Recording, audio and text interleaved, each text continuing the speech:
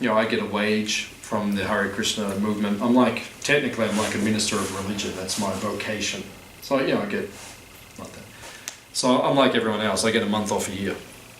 Like that. It's like my holiday. You get holiday leave. Like that.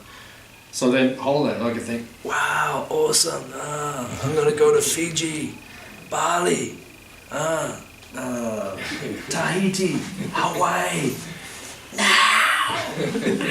Well, your mind could do that. Right? Sometimes the mind does do stuff like that. I just want to be, sort of like that. But what do I do every year when I have my money off? I go to India. And I don't go to India to enjoy myself materially. Because India, if you've been there recently, it's not the materially most enjoyable place. In a lot of places. I mean, if you go to maybe Goa or something like that, you might get some, but a lot of it's quite unpleasant. But spiritually, there's an entire universe below the surface, which is spiritually is the most powerful and nourishing place on the planet that I've found. So every year I go there for a month and I just absorb myself spiritually in very deep spiritual practices. I like that. So that way, when you have free time, use it for the best way to help yourself spiritually progress. That's the trick of the mind. You have to use the mind when it has spare time. Use it for the right, or use your time wisely so that your mind becomes nourished instead of degraded. So, would you like to add anything else? No, very much. Okay. Which part of India do you go? What's that? Which part of India? Like you go on a holiday, which part of India? Which part of India? It's not really a holiday, it's more like a pilgrimage, like that. But it's a holiday, but it's a pilgrimage. Our tradition comes from Mayapur, which is up the Ganges from Calcutta, north of Calcutta. That's our world headquarters. And then we go to Puri, which is on the east coast in Orissa, on the beach, like that, which is very beautiful, very pleasant. It's like a holiday because it's on the beach and it's palm trees and it's beautiful, but it's also spiritually a very deep place.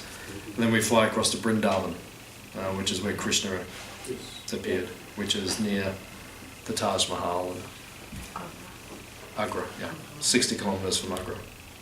It's interesting, I've been there about 25 times in my life to Vrindavan. I've never seen the Taj Mahal. It's only 60 kilometers away. Everyone goes to India, and people say to me, have you seen the Taj Mahal? First thing people say. Because you don't want to see it, or you don't have the time? I've taken a vow I will never see the Taj Mahal.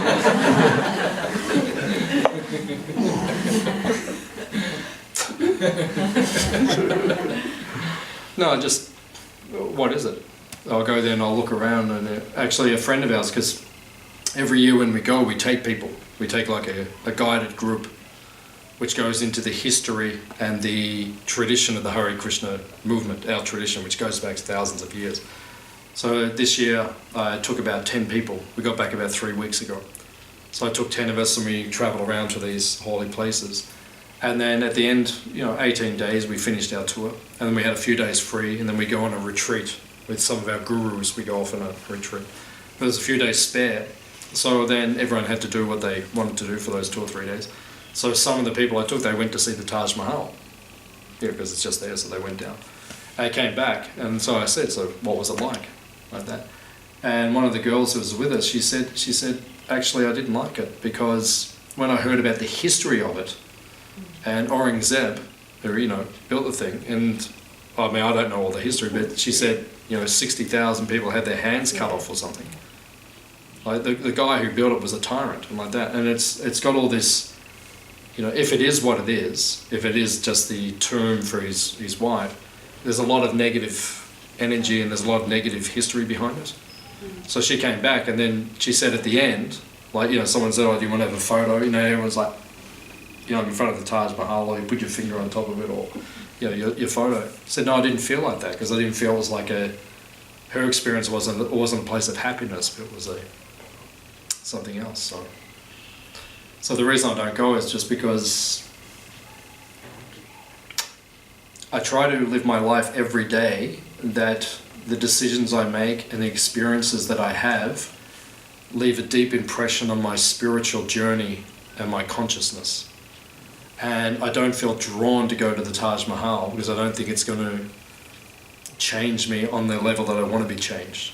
or I don't think it's going to add value to me on the level that I want to be added to. So that's why I've never seen it. It's there. I mean, I can just drive down the road. It takes 45 minutes. I can go and see it. But if I get there, I'll just see it and say, yeah, obviously it's a beautiful building, but I take people to, Dal just came with me. We saw a lot of beautiful buildings and architecture, ancient temples and things. And many of the people I take who have seen the Taj Mahal, they say many of the things we saw are equal to or better, or so that's what I do. So please forgive me for not seeing the Taj Mahal. I've got a reason why I don't want to see it. When people ask me, Yeah. You've not seen Taj Mahal, I can say why I don't want to see it. I didn't know, I've never been there. Yeah. Taj Mahal. Yeah. But the history is right. Yeah, the history is He was right. not a good king. Yeah, each to their own, like that. I mean, if I was going past Agra, because I go back the other way, I go north, but that's south. So if I was going past, I'd stop and have a look. It's not like I've got a phobia against the Taj Mahal.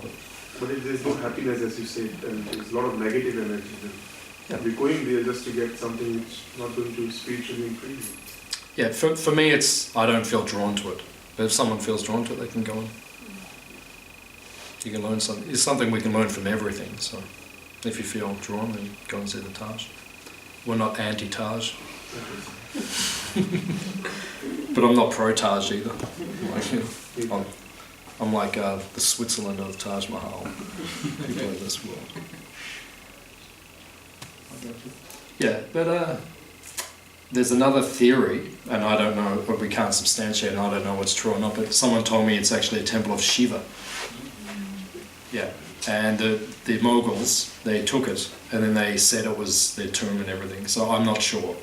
I don't know if the history is accurate, whether or not it was for his wife or whether it was something else. It was already there, I'm not sure. Like that. So if I took it from the other level, I'd probably be more interested to go and see it. But the way it's currently portrayed and understood, I'm not so drawn to it. So.